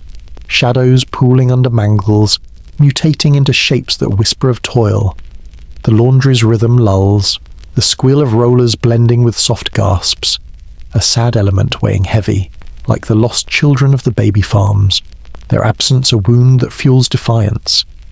Historical layers deepen post-plague. These laundries spark debates on whether they saved souls or broke them. Much like modern labour rights battles, question exploitation versus opportunity. Modern echoes resonate like triangle shirtwaist factory workers in 1911 America, trapped in sweatshops. Their grit mirrors these women's quiet war. Each scrub a defiance of a system that profits from their pain. Zoom out, the laundry looms as a fortress, where filth becomes penance's sacrament. Each scrub a testament to survival's cost. Candlelight fading into toil's pale glow. A shocking whisper reaches you. Some women hide feathers in their aprons, believing they speed escape, a sad act of agency in a place that strips it. Another woman approaches, her apron stained, sharing a tidbit. We sew initials in secret, our names outlast their sermons. Her sarcasm sparks a chuckle, easing frustration into contemplation. How do you claim identity when the world erases you? The pacing lulls further, the candles glow dimming, casting long shadows that dance like mourners, empathy grounding your frustration into reflective awe. The bell's faint toll a motif of mournful peace, guiding you toward hope's fragile edge. To deepen the immersion, imagine the stone's damp chill under your knees, its texture echoing your frustration, each roller's squeal syncing with your heartbeat, a pulse of shared toil. Her eyes meet yours, holding a pact of endurance, her sarcasm a lifeline. They bless the linen, but we curse the burns our sting longer. Her quip softens the horror, inviting a reflective pause. What does it mean to endure when redemption's a lie? Vivid details linger, a candle's wax dripping like tears, pooling on the floor, an apron's frayed edge catching a feather, its motif of escape now a ghost, shadows stretching across vats, mutating into shapes that whisper of struggle. The laundry's air grows still, empathy blooming as frustration eases, a quiet strength anchoring you. Zoom out again, the hall stands as a prison, where filth fuels toil's art, each scrub a rebellion against oblivion's weight, dawn's light a fragile promise. A shocking whisper cuts through. Some women carve tiny crosses into washboards, a sad act of defiance to mark their presence, hidden from the nun's gaze. Historical debates deepen, were these laundries sanctuaries or chains, their exploitation as contested as medieval charities' motives. Modern echoes resonate like immigrant workers in modern America's gig economy, trapped in precarious labour. Their grit mirrors these women's quiet war. The bell's hum fades, a motif of peace emerging, your frustration softening into empathy's calm, the dawn's rhythm guiding you toward deeper truths. The candle sputters, its glow catching a feather's edge, glinting like a star about to fall, a chilling image. Strange in its defiance, morphing frustration into anticipation for the morning's next truth. You linger in the laundry's oppressive hush, the sting of lye soap still burning in your throat, the faint squeal of mangles fading into a mournful rhythm as the church bell's distant toll softens, their motif softening from stern judgment to a fragile whisper of peace. Like a hymn half forgotten in the dawn's grey mist, the sparrow feather tucked in your palm, a glint of defiance, anchors your empathy for these women, their rebel signatures sewn into quilts, a quiet rebellion against erasure. But frustration lingers, a restless irritation at the hypocrisy of this reformed world, blending with reflection as you follow a Ray woman's slow steps toward a cloistered courtyard, where the air promises respite but carries a heavier weight. The sadness of their toil clings, yet a reflective calm emerges, your heart steadying as you brace for the quiet truths hidden in this sacred-seeming space, where resilience battles confinement under dawn's pale glow. You step into the courtyard, its stone walls encircling a lone water trough where sparrows peck at crumbs, their fluttering wings a motif of escape now muted by the morning's chill. The air shifts, heavy with the damp scent of washed linen and faint incense from a nearby chapel, a sensory immersion that soothes yet irritates, the fragrance masking the lie's lingering bite, frustration flaring as the calm feels like a lie. Lines of drying linens whip in the breeze, their crisp folds snapping like flags of surrender. But the women tending them move with quiet defiance, their aprons stained with soap and secrets. One woman, her hands red from scrubbing, pauses to scatter crumbs for the sparrows, her voice laced with sarcasm. Feed the birds, save the soul none say it's cheaper than praying. The absurd tidbit lands with a wry chuckle. Ironic in its truth, these women, branded fallen, nurture life where none is expected. Their small acts of care are rebellion against the laundry's chains. Ever wonder how you'd find light in such a shadowed place? Your own resilience stitched into quiet moments like these. Vivid scenes unfold in the dawn's faint light linens flapping like restless spirits. Their edges frayed with hidden feathers, sparrows darting over the trough, their wings catching glints of dew like fleeting stars, shadows stretching across stones, mutating into shapes that whisper of endurance, a poetic zoom-out where the courtyard becomes a sanctuary prison. Filth, transmuting into defiance's fragile art. Historical debates flicker, were these laundries, often church-funded, true refuges offering stability in a plague-torn world, or exploitative traps? Their labour a feudal tax reborn to profit the pious.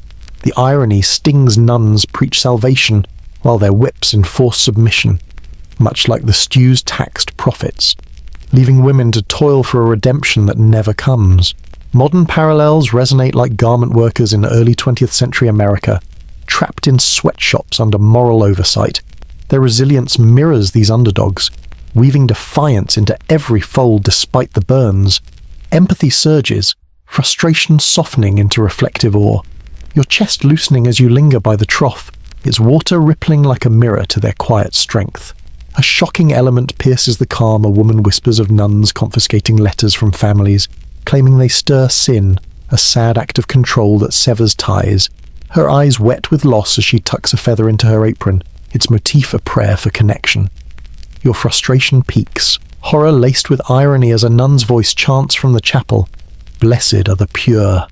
Sarcasm flares in you, purity bought with broken spirits, a divine farce where love is contraband. The pacing slows, the linens snap blending with sparrow wings, a soothing rhythm inviting reflection amid the irritation. You kneel by the trough, the stones chill biting your knees, her hand scattering crumbs, her whisper cutting through. They take our letters, but not our hope.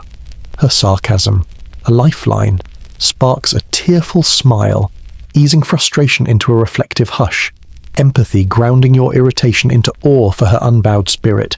You linger, the incense's faint sweetness fading as empathy takes root, a resilient admiration anchoring your frustration. Another woman stirs, her voice a rasp. They call us cleansed, but our scars sing louder. Her sarcasm cuts, inviting a contemplative pause. How do you hold on to self when the world erases you? Vivid details sharpen a linen's edge catching a feather, its motif of escape now a ghost, a nun's shadow looming over the trough, its water reflecting her stern gaze, shadows pooling under linens, mutating into shapes that whisper of struggle. The courtyard's rhythm lulls, the breeze's hum blending with soft gasps, a sad element weighing heavy, like the lost children of the baby farms, their absence fueling defiance. Historical layers deepen post-plague. These laundries sparked debates on whether they saved or enslaved, much like modern labor rights battles, question exploitation versus opportunity. Modern echoes resonate like migrant workers in modern America's fields, toiling under scrutiny. Their grit mirrors these women's quiet war, each fold a defiance of a system that profits from their pain.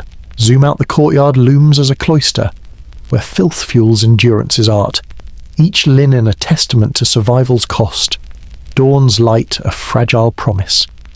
A shocking whisper reaches you.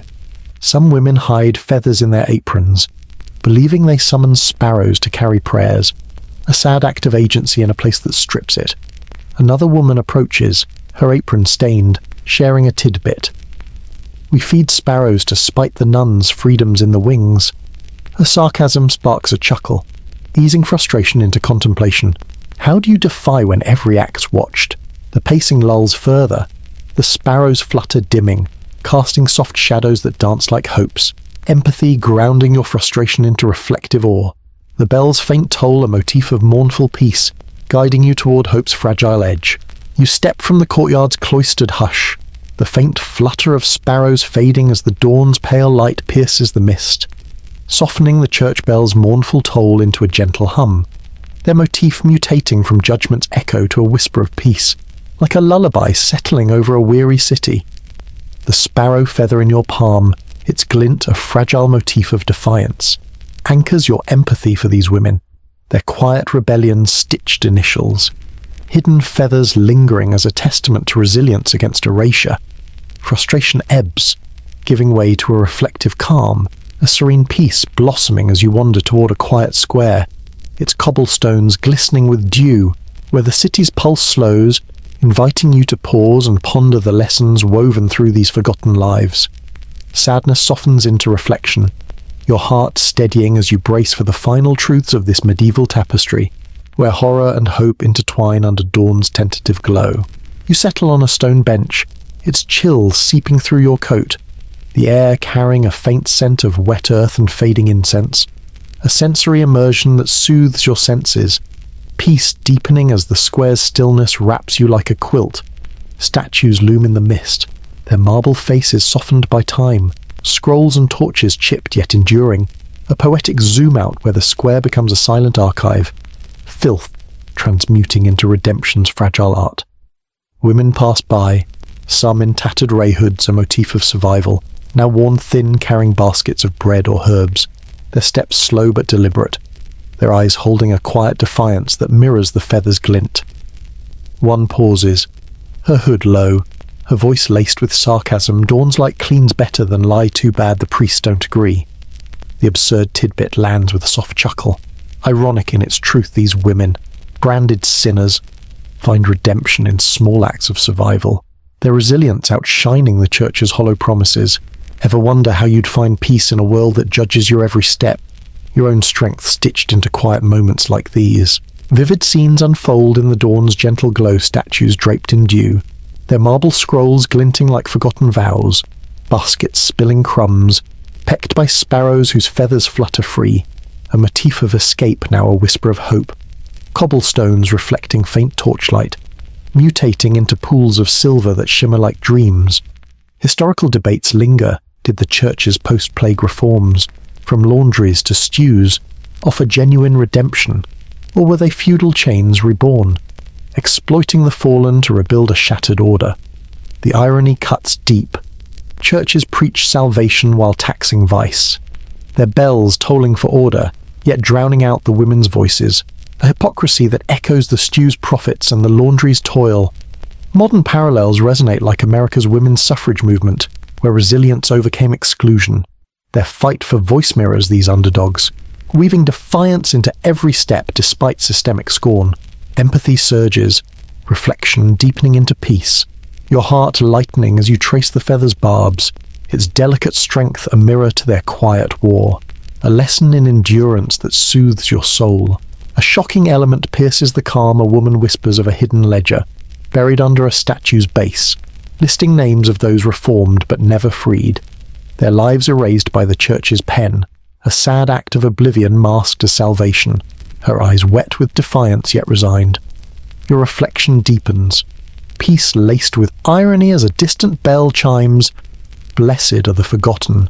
Sarcasm flares in you forgotten, yet their resilience sings louder than any hymn, a divine jest where erasure fuels defiance. The pacing slows, the square's hush blending with the sparrow's soft chirps, a soothing rhythm inviting contemplation amid the serenity. You lean against the bench, the stone's chill fading, her hand dropping a crumb for a sparrow, her whisper cutting through. "They bury our names, but not our fight." Her sarcasm, a lifeline, sparks a quiet smile, easing reflection into a serene peace, empathy grounding your thoughts into awe for her unbowed spirit. You linger, the incense's faint sweetness dissolving as peace takes root, a resilient admiration anchoring your reflection. Another woman stirs, her voice a rasp. "They call us lost, but we're found in each other." Her sarcasm cuts, inviting a contemplative pause, How do you hold on to self when history writes you out? Vivid details sharpen a statue's scroll catching dawn's light, glinting like a hidden truth, a hood's frayed edge dropping a feather, its motif of escape now a ghost, shadows pooling under benches, mutating into shapes that whisper of endurance. The square's rhythm lulls, the chirps blending with soft footsteps, a sad element weighing heavy, like the lost children and buried names, their absence fueling defiance. Historical layers deepen post-plague. These reforms sparked debates on whether they saved souls or silenced them. Much like modern civil rights battles, question inclusion versus erasure. Modern echoes resonate like Harvey Me Too survivors in America, reclaiming voice against systemic silence. Their grit mirrors these underdogs' quiet war. Each step a defiance of a system that profits from their pain. Zoom Out, the square stands as a silent monument, where filth fuels resilience's art. Each step a testament to survival's cost, dawn's light a fragile promise. A shocking whisper reaches you. Some women carve names into statue bases, a sad act of agency to outlast oblivion, hidden from the priest's gaze. Another woman approaches, her hood stained, sharing a tidbit. We feed sparrows to mock the priest's freedoms in their wings. Her sarcasm sparks a chuckle, easing reflection into serenity. How do you defy when history forgets you? The pacing lulls further, the sparrow's chirps dimming, casting soft shadows that dance like hopes. Empathy grounding your reflection into serene awe. The bell's faint toll a motif of peace, guiding you toward hope's fragile edge. To deepen the immersion, imagine the cobblestone's cool touch under your fingers, their texture echoing your reflection, each chirp syncing with your heartbeat, a pulse of shared endurance. Her eyes meet yours, holding a pact of survival, her sarcasm a lifeline. They bury our stories, but we sing louder. Her quip softens the horror, inviting a reflective pause. What does it mean to endure when the world erases you? Vivid details linger, a sparrow's feather catching dawn's light, glinting like a fleeting dream, a basket's weave fraying, spilling crumbs, shadows stretching across statues, mutating into shapes that whisper of defiance. The square's air grows still, empathy blooming as reflection deepens, a quiet strength anchoring you. Zoom out again, the square looms as a sanctuary, where filth becomes endurance's art. Each step a rebellion against oblivion's weight, dawn's light a fragile vow. A shocking whisper cuts through, some women hide letters in statue cracks, a sad act of defiance to preserve their voice, hidden from the priest's gaze. Historical debates deepen, were these reforms redemption or erasure, their motives as contested as medieval charity's heart. Modern echoes resonate like women in modern America's labor movements, fighting for recognition. Their grit mirrors these underdogs' quiet war. The bell's hum fades, a motif of peace settling, your reflection softening into serenity's calm. The dawn's rhythm guiding you toward deeper truths.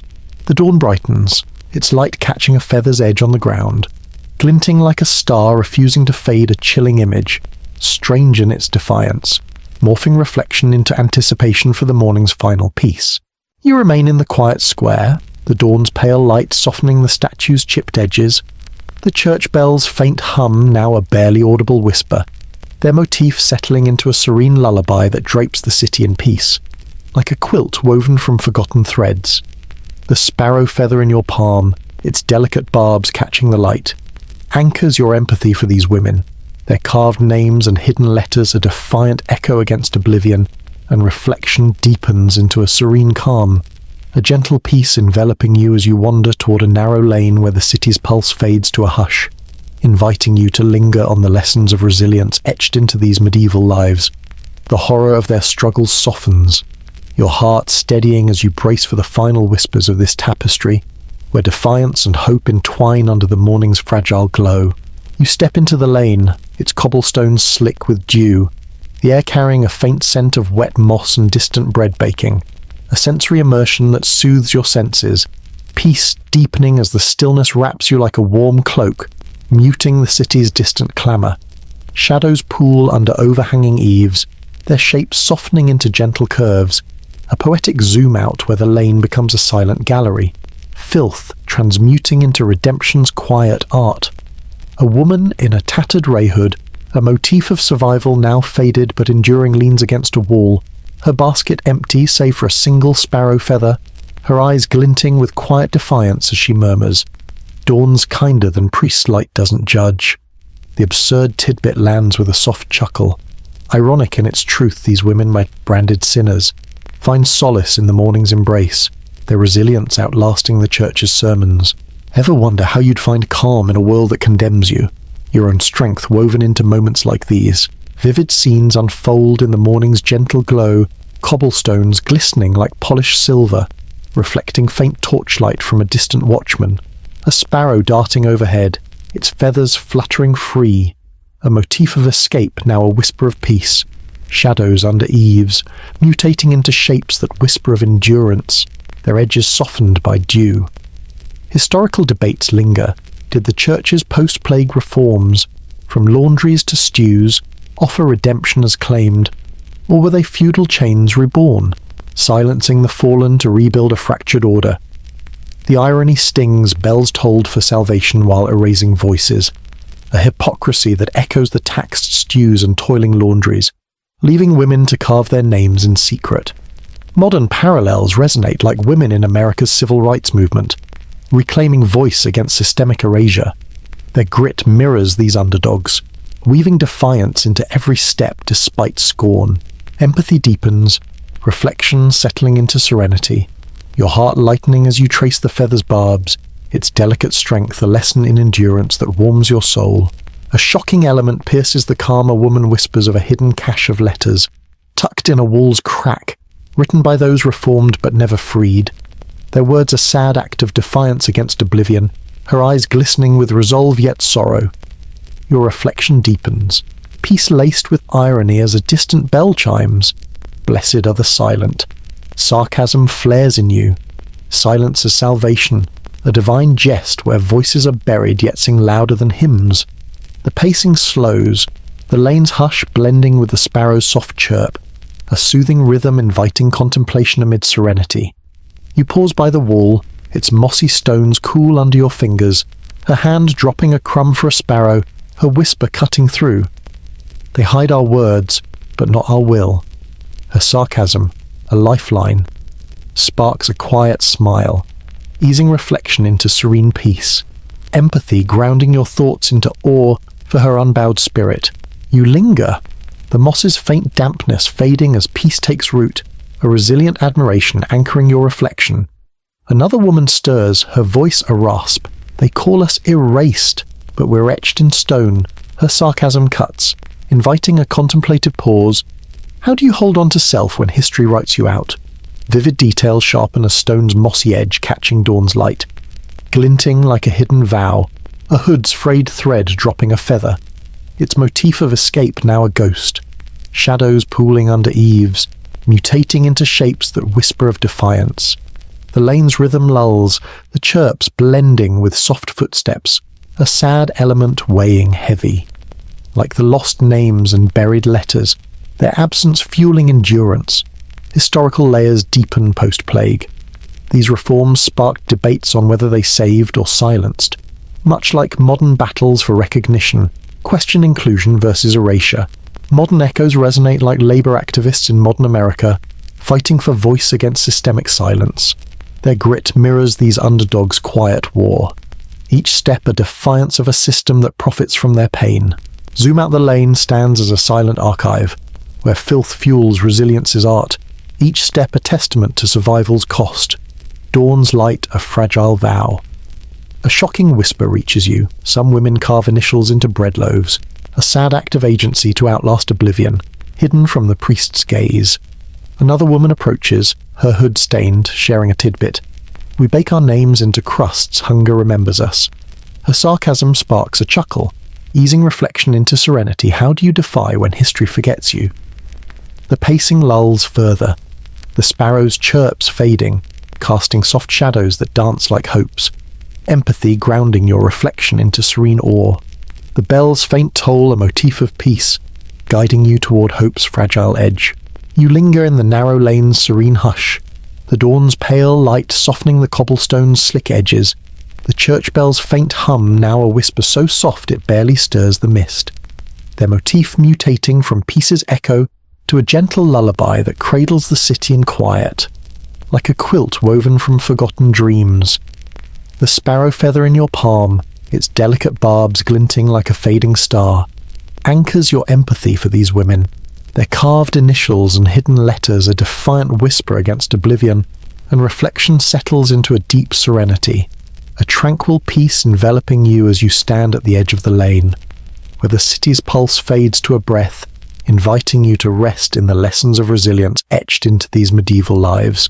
The horror of their struggles dissolves, your heart slowing as you sink into the calm, ready to let the night's truths guide you towards sleep's gentle embrace. The lane stretches before you, its cobblestones glistening like polished silver under the dawn's tentative glow, the air carrying a faint scent of dew-kissed moss and distant hearth smoke, a sensory immersion that wraps you in warmth, serenity deepening as the stillness soothes your senses like a soft blanket. Shadows pool under eaves, their shapes melting into gentle curves, a poetic zoom-out where the lane becomes a silent sanctuary, filth transmuting into redemption's quiet art. A woman in a tattered ray hood, a motif of survival, now a relic, pauses nearby. Her basket empty save for a crust of bread, her eyes glinting with quiet resolve as she murmurs, "Dawn's light holds no sermons, just peace." The absurd tidbit lands with a soft chuckle. Ironic in its truth, these women, branded sinners, find solace in the morning's silence, their resilience outlasting the church's judgments. Ever wonder how you'd find rest in a world that never stops judging? Your own strength woven into moments like these. Vivid scenes unfold in the morning's gentle glow, cobblestones reflecting dawn's light, their silver sheen like a mirror to forgotten vows. A sparrow darting overhead, its feathers fluttering free, a motif of escape now a whisper of serenity. Shadows under eaves, mutating into shapes that hum of endurance, their edges softened by dew. Historical debates linger. Did the church's reforms, from laundries to stews, offer redemption as promised, or were they chains to silence the fallen, their motives as murky as the mist? The irony stings bells tolled for salvation while burying voices, a hypocrisy that echoes the taxed stews and toiling laundries, leaving women to carve their truths in secret. Modern parallels resonate like women in America's Me Too movement, reclaiming voice against systemic erasure. Their grit mirrors these underdogs, weaving defiance into every breath despite scorn.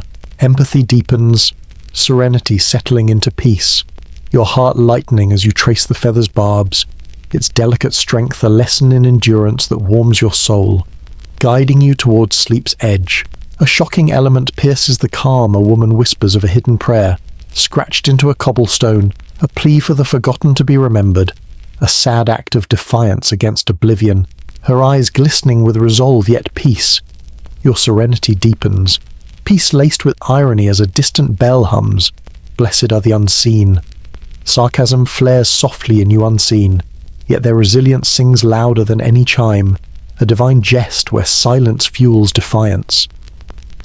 The pacing slows to a crawl, the lane's hush blending with the sparrow's faint chirp, a soothing rhythm inviting contemplation amid tranquility.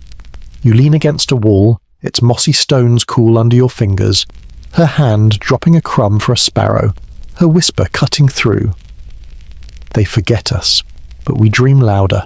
Her sarcasm, a gentle spark, eases serenity into deep peace, empathy grounding your thoughts into awe for her unbowed spirit, a quiet strength that lulls you toward rest. You linger, the moss's faint dampness fading as peace takes root, a resilient admiration anchoring your serenity. Another woman stirs, her voice a whisper.